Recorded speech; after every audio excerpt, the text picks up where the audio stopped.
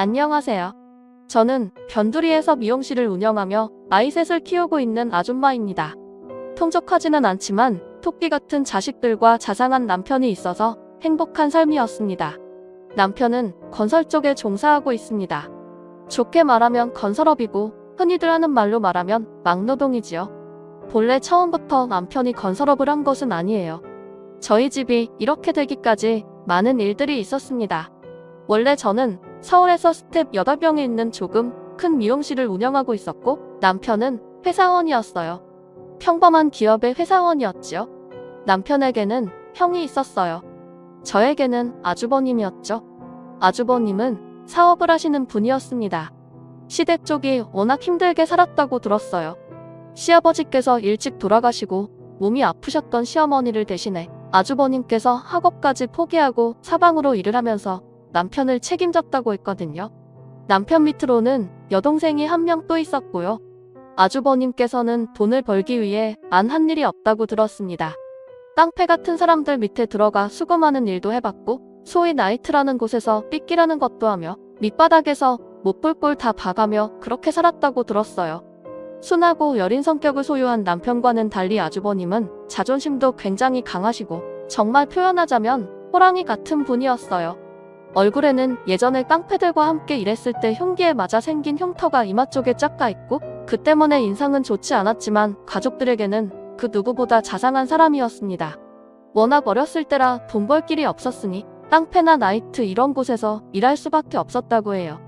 먹고 살기 위해 일부러 강해 보이려고 그렇게 한 것도 있었고요. 그런 아주버님은 남편 대학까지 다 보내주고 나서야 자신을 위해 살기 시작했어요. 어릴 때부터 다양한 사람들을 만나며 일을 했던 아주버님은 몇 년간 모아둔 돈으로 사업을 시작했습니다. 외국에서 물건을 떼오고 마진 남겨서 한국에 파는 중간업자라고 해야 하나요? 그런 일을 했습니다. 그런데 그게 대박이 난 거예요. 아주버님이 떼오는 물건이 국내에서 소유가 많아지면서 영역을 확장했고 순식간에 사업 자체가 엄청 커지게 되었던 것이었죠. 아주버님의 권유로 남편은 회사를 그만두고 아주버님 회사로 들어가 일을 하게 되었습니다. 아주버님은 거의 10년을 넘게 사귄 여자친구와 사업이 번창으로 목돈이 생겨 멋진 결혼식도 올리게 되었습니다. 아주버님이 힘들게 살 때부터 함께 해준 귀한 분이셨어요. 형님은 정말 너무나 멋진 분이셨습니다. 외유, 내강이라는 표현이 딱 맞을 것 같아요. 아주버님 내는 눈이 왕방울만한 이쁜 따님도 낳으시고 그렇게 행복하게 살았습니다. 아주버님의 성공으로 저희 가족도 덕분에 폭염없게 살 수 있었어요. 볼경기로 인해 손님이 줄어들어 미용실이 정말 파업 직전까지 갔을 때도 형님과 아주버님이 목돈을 선뜻 꺼내며 미안해하지 말고 버틸 수 있을 때까지는 버텨보려며 도와주셨어요. 정말 너무나 감사했습니다. 아주버님부터 몸이 조금 아파서 남들보다 발달이 늦었던 형님의 딸을 저희 가족이 품앗이하며 같이 키웠어요. 바쁠 때면 제가 대신 병원에 데려가기도 했고 재활치료도 같이 받으러 갔고요. 그렇게 감사한 하루하루 보내고 있던 중 갑작스럽게 아주버님이 사업이 기울게 되었어요. 원래 거래하던 업체에서 줘야 할 돈을 안 주고 있다가 가장 큰 거래업체인 중국 쪽 회사에서 거액이 도만받고 물건을 안 주고 잠적해버린 거였어요. 애초에 중국과의 거래는 사기 계약이었던 겁니다. 페이크 컴퍼니 형식의 회사였고 아주버님과 비슷한 중간업자들에게 그 회사가 동시다발적으로 수십억을 먹고 튄 거였어요. 사실상 잡는 것도 거의 불가인 상태였습니다. 아주버님은 회사 파산을 막기 위해 밤낮으로 돌아다녔습니다. 어려울 때 도와줬던 아주버님이었기에 저도 미용실하며 모은 목돈과 적금까지 깨서 돈을 보탰고요. 하지만 회사는 쉽사리 회복되지 않았어요. 현금 흐름도 끊긴 상태였고 쉽게 정리할 수 있는 상황이 아니었습니다. 간신히 버티고 있는 상태였고요. 그 정도로 무서운 사기 사건이었어요. 아주버님은 꼼짝없이 그 피해를 고스란히 안아야 했고요. 문제는 충격으로 형님께서 쓰러진 겁니다. 원래 몸이 약했던 형님께서는 아픈 딸아이를 돌보면서 쇠약해진 상태였는데 엎친 데 덮침격으로 스트레스로 인해 계단을 내려오다가 쓰러진 겁니다. 형님은 그날 너무 어지럽고 메스꺼운 느낌이 심해서 병원을 가려다가 쓰러진 거였어요. 병명은 심장마비. 다행히 아래에 있던 사람이 형님을 보고 신고했고 바로 병원에 갔습니다. 하지만 형님은 이미 혼수 상태에 빠진 후였어요. 72시간 내에 의식이 회복되지 않으면 어렵다는 의사의 말에 저희 가족은 혼비백산이 되었습니다. 정말 머리가 아플 정도로 기도를 하고 또 빌었습니다. 다행히 형님은 48시간이 조금 넘었을 때 의식이 돌아왔지만 손발 고개 어느 곳도 움직일 수 없었고 그저 눈만 깜빡일 수 있는 수준이었어요. 일정 시간 동안 뇌에 산소가 공급되지 않아 신체가 망가진 거였습니다. 게다가 폐렴 증상까지 있었고요. 어쩌면 이렇게 평생 살아야 한다는 의사 선생님이 비관적인 말씀에 아주버님은 정말 세상이 떠나가라 울었습니다. 그래도 아주버님은 말씀하셨어요. 살아있어줘서 고맙다고. 10년이 걸리든 20년이 걸리든 반드시 내가 널 일으킬 거고 반드시 사업 재개해서 행복하게 해줄 거라고. 이대로 떠나면 나도 너 따라서 갈 거니까. 그러니까 제발 힘내서 내가 보답할 수 있게 좀 해달라고 하며 빌고 또 빌었지요. 하지만 그 소원이 무색하게 형님은 입원한 지 7개월째 세상을 떠났습니다. 형님이 떠난 그날 좀처럼 비가 오지 않았던 마른 가을 하늘에서는 장대비가 쏟아졌고 아무것도 모르고 있었던 이쁜 우리 조카는 장난감 하나를 붙잡으며 환하게 웃고 있었습니다. 저는 큰애한테 부탁해서 조카가 절대 눈치채지 못하게 같이 놀고 있으라며 저희 집에 조카를 데려다 두었습니다. 장애가 있던 조카에게는 차마 엄마의 사망 소식을 전하지 못하고 쉬쉬하고 있었어요. 아주버님은 중에 많이 하며 실신하고 정말 끔찍했던 날이었습니다.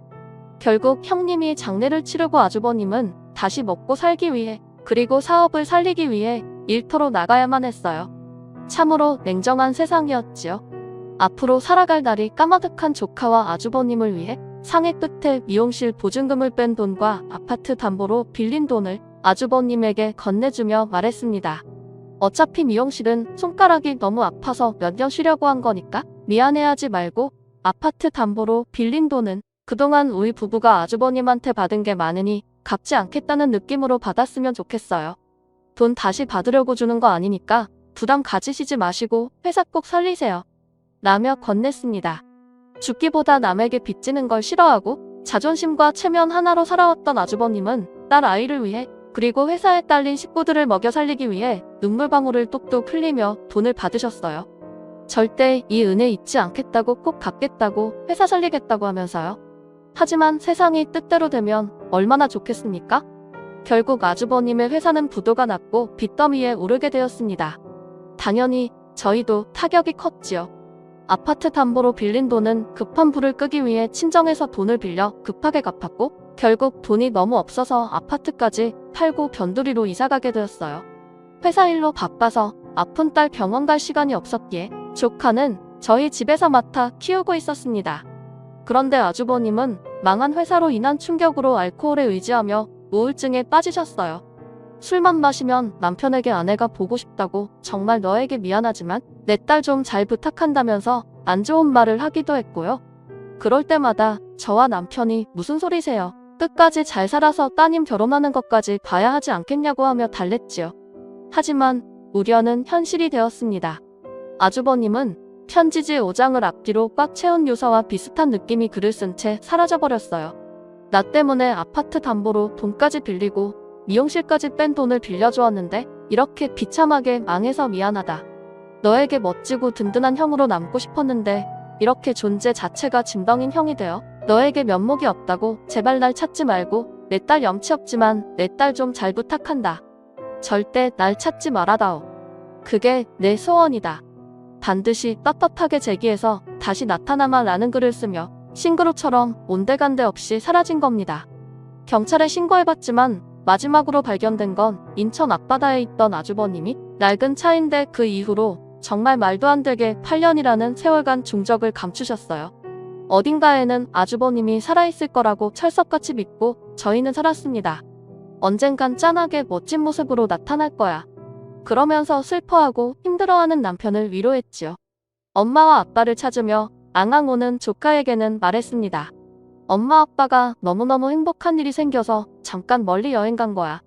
그러니까 울지 말고 언니들이랑 재밌게 놀고 공부 열심히 하고 병원 잘 다니면 엄마 아빠가 좋아하실 거야. 하며 달랬지요.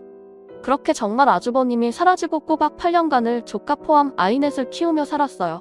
남편은 하루아침에 직장을 잃었기에 당장 먹고 살기 위해 그때부터 건설 현장에 나가 일을 하기 시작했고, 저도 변두리 동네에서 아주 작은 가게를 빌려 미용업을 하며 입에 풀칠을 했습니다. 사는 게 너무 힘들어 아주버님을 원망할 때도 있었어요. 이렇게 예쁘고 토끼 같은 자식을 두고 왜 도망가냐고, 끝까지 책임지는 게 아빠고 남자 아니냐며 엉엉 울 때도 있었습니다. 큰딸 졸업식이랑 조카 졸업식이 겹칠 때면 조카가 서운하지 않게 저는 큰딸에게 남편은 조카한테 가서 최대한 공평하게 사랑을 주려고 노력했습니다. 조카는 저와 남편이 마음을 알았는지 발달 치료도 잘 받아서 정상 스펙트럼 안에 들어오는 판정을 받게 되었어요. 비장애인보다 조금 산만한 정도지만 비장애인과 함께 학교를 다니는데 문제는 없다는 결과였지요. 이제 우리 집에도 꽃필 날이 오나보다 하면서 한시름 놓고 있을 때 남편이 건설 현장 5층 높이 건물에서 떨어진 사고가 난 겁니다.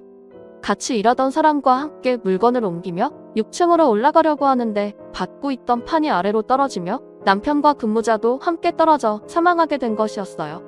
그때 TV에도 나오고 큰 사고였습니다. 같이 떨어진 노동자분은 건물에 설치한 그물망에 한번 튕겨 충격을 흡수해 다행히 살아나셨습니다. 허리에 인공뼈를 넣는 대수술과 오급장애 진단을 받게 되었지만요. 무정하게 제 남편은 세상을 떠났고요. 어찌나 이 세상에 밉던지 내가 무슨 잘못을 했다고 하나 남은 남편까지 데려가는지 아무리 가슴을 퍽퍽 쳐도 속에 쌓인 울분을 풀어지지는 않았습니다. 아둥바둥 먹고 살겠다며 친구들과 연락도 끊고 사람도 안 만나며 남편과 의지하며 살아서인지 장례식장은 옆에서 치르는 사람의 빈소와 비교되게 썰렁했습니다. 첫날에는 건설업자 관계자들이 오셔서 빈소를 지켜주었지만 그 다음 날까지도 빈소를 와주는 사람은 거의 없었어요. 더 서럽더라고요. 인생이 뭔가 싶었지요. 그렇게 남편을 발인하고 화장터로 가 마지막 인사를 했습니다. 화장터에 있는 방에 들어가 CCTV로 남편이 불구덩이에 들어가 한 줌이 제가 되어 나오는 모습을 보는데 사는 게 뭐길래 이리도 허무한데 아둥바둥 진땀을 흘리며 살았나 싶더라고요. 그때는 모든 걸 초월한 듯이 눈물도 안 나왔습니다. 당장 내 밑으로 줄줄이 딸리는 아이 4명을 어떻게 키워야 하나 앞날이 깜깜했고 조카마저 나에게 버리다시피 맡기고 간 아주버님이 너무나 원망스러웠습니다. 도대체 어딨냐고 살아는 있는 거냐고 묻고 싶었어요. 그렇게 남편을 보내고 험한 발걸음을 옮겨 집으로 갔습니다. 집으로 가니 애써 참았던 울음이 또 터지더라고요. 남아있던 남편의 흔적들, 옷들과 사진들 너무 힘들었습니다. 말로 표현하기 힘든 고통이었어요. 그렇게 저는 엄마로서 그날 완전히 무너져 내려 아이들을 껴안고 펑펑 울었습니다. 울다 지쳐 밥도 못 챙겨주고 아이들과 함께 잠에 들었어요. 남편 장례를 치르느라 3일 내내 쪽잠밖에 못 잔 저는 저도 모르게 집에 오자마자 몸이 풀려 잠에 들었는데 그때 꿈꿈이 너무나 이상했어요. 죽은 남편이 환하게 웃고 있고 갑자기 하얀 연기가 나면서 남편 뒤에서 아주버님이 달려오는데 아주버님은 달려와서 저를 꽉 껴안고 남편은 웃으며 점점 멀어졌어요. 제가 남편에게 달려가려고 했지만 아주버님이 포옹 때문에 멀어져가는 남편을 잡을 수 없었습니다. 제발 가지 말라고, 날 떠나지 말라고 하며 울면서 잠에서 깨웠어요. 그런데 잠에서 깨자 누군가 문을 두들기는 겁니다. 똑똑똑 안에 사람 있어요? 하는 남자의 목소리였어요. 누구지? 이 오밤중에 누가 날 찾아온 거지? 하면서 문구멍으로 얼굴을 보는데 8년 전 종적을 감춘 아주버님이 서 있는 겁니다. 살이 쏙 빠지고 못 알아볼 정도로 변해버린 아주버님이 서 있었어요. 저는 너무나 깜짝 놀라서 문을 열고 하니 어떻게 여길 찾아왔냐고, 도대체 왜 이제서야 나타났냐고 하며 엉엉 울었어요. 아주버님은 할 말이 있다며 딱 하룻밤만 자기한테 시간을 내달라는 겁니다. 꼭 하룻밤만 아이들 몰래 잠깐만 나을 수 있냐고 하는 거였어요. 무슨 일이냐고, 도대체 어디서 뭘 어떻게 하면 살았던 거냐고 하며 꼬치꼬치 해물었지만 아주버님은 아무 말도 묻지 말라고 하룻밤만 시간을 내달라며 저를 불러냈어요. 저는 급하게 가디건을 입고 새벽 냄새 가득한 밤거리를 나갔습니다. 아주버님은 으슥한 골목으로 저를 데려갔고 잠깐만 방에 들어가서 이야기하자고 잠깐이면 된다며 저를 한 숙박업소에 데려갔습니다. 숙박업소라고 하기도 뭐하고 간판도 제대로 안 달려있는 너무나 허름한 여관이었습니다. 도대체 여길 왜 온 거냐고 저는 물었지요. 남편 어제 발인하고 화장한 거 아냐고, 왜 이제야 찾아왔냐고 아주머님이 그러고도 사람이냐고, 어떤 아빠가 힘들다고 딸을 맡기고 사라지며 하면서 막 가슴팍을 치며 울었습니다. 쌓인 물분을 토해내고 있는 힘껏 아주머님을 주먹으로 내쳤어요. 아팠을 법도 한 아주버님은 아무 말도 하지 않고 그저 눈물만 뚝뚝 흘리며 저의 손길을 받아내셨습니다. 원망스러운 저의 한을 다 듣고 나서야 아주머님은 힘겹게 말을 꺼내셨어요. 원래 몇 년 전에 찾아가려고 주소까지 다 알아보고 재수씨 미용실 앞까지 가보기도 하고 동생 건설업 현장에도 가봤는데 차마 발걸음이 떨어지지 않아서 미루고 미루다가 갑자기 뉴스에 건설업장에서 사고가 났다길래 설마 하고 찾아봤는데 내 동생이 그렇게 갔다는 사실을 듣고 경남에 있다가 바로 왔습니다. 너무 미안해요. 너무 미안해서 마음이 찢어질 것 같아요. 나는 왜 이러는지 재수씨한테 면목이 없어요. 하면서 검은색 가방에서 돈 봉투를 꺼내는 겁니다. 딱 봐도 어마어마한 돈이었어요. 이게 뭐냐고, 이 돈 다 어디서 났냐고 하며 저는 물었습니다. 그러자 아주머님은 그동안 불법 사이트 운영 관련함을 도와주면서 모은 돈이랑 본래 중간 거래했던 경험을 살려서 암 거래 도와주며 받은 수수료 전부 현금으로 모은 거래요. 그렇게 훌쩍 떠나고 7년 8개월 동안 한 번도 안 쓰고 모은 돈이었던 겁니다. 이제 와서 이게 뭔 소용이 있을란가 싶었지만 재수씨한테 그리고 내 동생한테 너무 미안해서 내 딸한테 차마 못난 아비라서 이거라도 주고 싶네요. 여기에서 보자고 한 거는 사람 있는 곳이나 CCTV 있는 곳에서 재수씨한테 돈 준 거 걸리면 재수씨도 안 좋은 일에 힘을 낼 것 같아서 그런 거예요. 재수씨, 오늘 재수씨와 보낸 이 하룻밤을 끝으로 저는 떠나려고 합니다.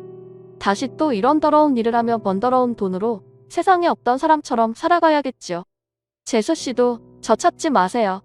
우리 딸한테는 그냥 아빠가 먼 곳으로 갔다고 해주세요. 라는 겁니다. 저는 말했지요. 아주버님 왜 그러세요? 저 이 돈 다 필요 없고 제가 필요한 거는 제발 아주버님 딸을 두고 도망가지 마세요. 불법적인 일을 했다고 하셨죠. 그럼 이제부터라도 떳떳하게 일해서 돈 벌면 되는 거 아니에요. 꼭 돈이 많아야 성공하는 건가요? 이깟 돈 몇 척이 뭐가 중요한데요? 아주버님이 돈 망친 시간 동안 아주버님은 돈보다 소중한 걸 잃은 거예요. 동생의 발인 입관도 보지 못했고 딸아이의 졸업 위탁 그리고 성장 과정도 보지 못한 인생이 뭐가 좋아요. 성공하고 딸 앞에 나타나면 딸이 좋다고 하며 박수 칠 줄 알아요. 조카 그러니까 딸이 원하는 건 그저 부모의 사랑이에요. 자존심이고 체면이고 이 상황에 뭐가 중요한데요? 제발 떠나지 말고 애 옆을 지켜요 제발. 동생 떠나고 와이프 떠나고 이제 남은 건 딸 하나 아니에요. 뭘 더 잃어야 돌아올 건데요? 하며 엉엉 울었습니다. 제발 떠나지 말라고 몇 억을 모은 게 그게 뭐가 중요하냐면서 아주버님을 설득했습니다. 그제서야 아주버님은 서러운 눈물을 흘리기 시작했어요. 다 맞는 말이라고 알면서도 그놈의 자존심 성공에 대한 갈망 때문에 모든 걸 뒤로 했고 외면했다면서 내가 죄인이라고 이제부터라도 내 딸 책임지겠다며 마음을 다잡으셨어요. 그렇게 아주버님은 따님 곁으로 다시 돌아오게 되었습니다. 저희 도움을 받아 아주버님 경찰에 신고건 관련한 서류 처리도 마무리했고 아주버님은 다시 어둠의 길을 젓고 딸 곁으로 돌아와 살게 되었습니다. 마음을 다잡게 해줘서 고맙다고 다시는 떠나지 않겠다고 약속을 했네요. 혹시 몰라 아주버님이 건넨 돈은 제가 관리하고 있습니다. 딸과 함께 살 집을 마련하고 또 조카가 대학 들어갈 때 들어갈 목돈을 위해 아껴두고 있네요. 남편을 보내고 그날 밤 꾼 꿈은 아마도 멀리 떠난 남편이 저에게 보낸 선물을 암시하는 거였나 봅니다. 이제는 보고 싶어도 보지 못하고 닿지 못하는 남편을 다시 만날 날을 기약하며 남은 생 잘 살아보려고 합니다. 사연 읽어주셔서 감사합니다.